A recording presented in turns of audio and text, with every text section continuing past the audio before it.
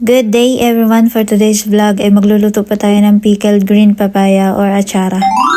Tara, samahan niyo po ako at tayo ay mag-uumpisa na. So ayan, ang una po natin gagawin ay maghihiwa pa tayo ng mga ingredients. At dahil Mother's Day kinumagahan, kaya magluluto tayo para madala natin sa simbahan at para makatikim din ng ating mga kababayan.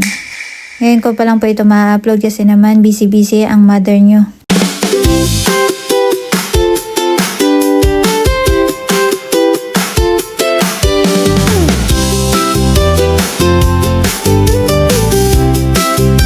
So, ang next pa nating hihiwain ay ang ating carrots. Nilagyan ko pa ng design na flowers kasi syempre Mother's Day, di ba? At ayan, natanggal ang petals niya. Pero yung katagalan hindi na naman. Next, bawang naman, ita-transition lang natin para madali. Nice! Tapos isunod natin ang ating luya na pampalasa sa ating pickled papaya. At dahil natapos na din tayo sa ating paghihiwa, pero hindi pa yun tapos dahil may papaya pang malaki. Isang buong papaya lang po ang ating lulutuin kasi hindi naman ito pang kasalan. At dahil pati mahal dito ang papaya, buti dyan sa atin ay hinihingi lang sa kapitbahay or hinukuha sa ating bakuran. So yun, biakin na natin ang papaya at atin na itong hiwain ng hindi naman kaliitan para hindi tayo mahirapan mamaya magadgad. At syempre, kailangan natin itong hugasan para matanggal ang germs at matanggal yung mga dagta.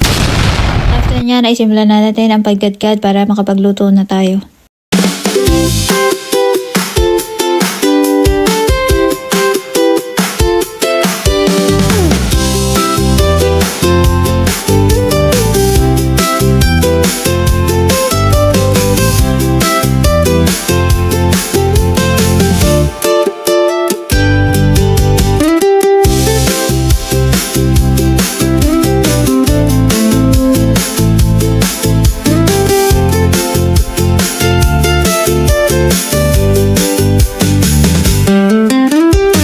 So ayan na nga, pagkatapos ng 30 minutes or whatsoever na pagadgad ng ating papaya, ilagyan na natin ito ng asin para ito ay atin ng lamasin at nang lumabas ng kanyang katas.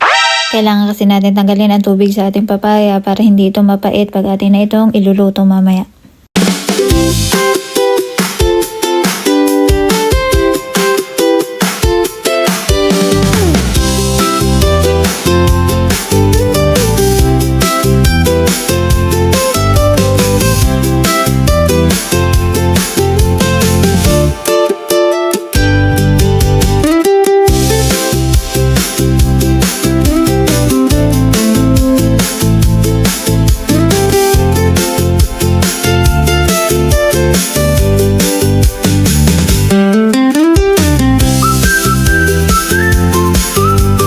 At dahil tapos na tayo magpiga ng ating papaya, ay simulan na natin ang pagluluto. Sa mainit na kawali ay maglagay tayo ng 2 cups of white vinegar. Next, 1 and 1/2 cup of sugar, granulated or white sugar. Then, halo-haloin lang po natin siya hanggang sa matunaw ang asukal. Tapos, lagyan na natin ang ating paminta, bawang at luya. At hayaan lang po natin kumulo at maluto ng 2 to 3 minutes lang.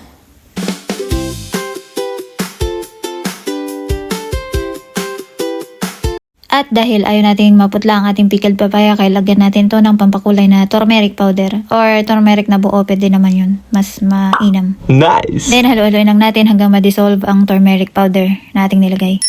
After nyan ay papalamigin muna natin yan ng 5 to 8 minutes para hindi maluto ang ating mga ingredients na ilalagay, lalo ng ating papaya mamaya. Wow! Then isabay-sabay na natin ilagay ating mga natitirang ingredients. Red pepper, carrots, pineapple at raisins, at ang huli ay ang ating shredded papaya.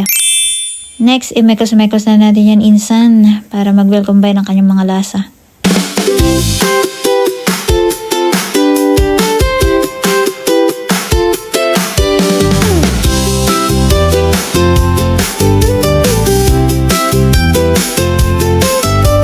At ayan na nga, meron na tayong pickled green papaya. Napakasarap ng iulam. Wow! Yan lang guys for today's video. Thank you for watching. Bye! God bless you!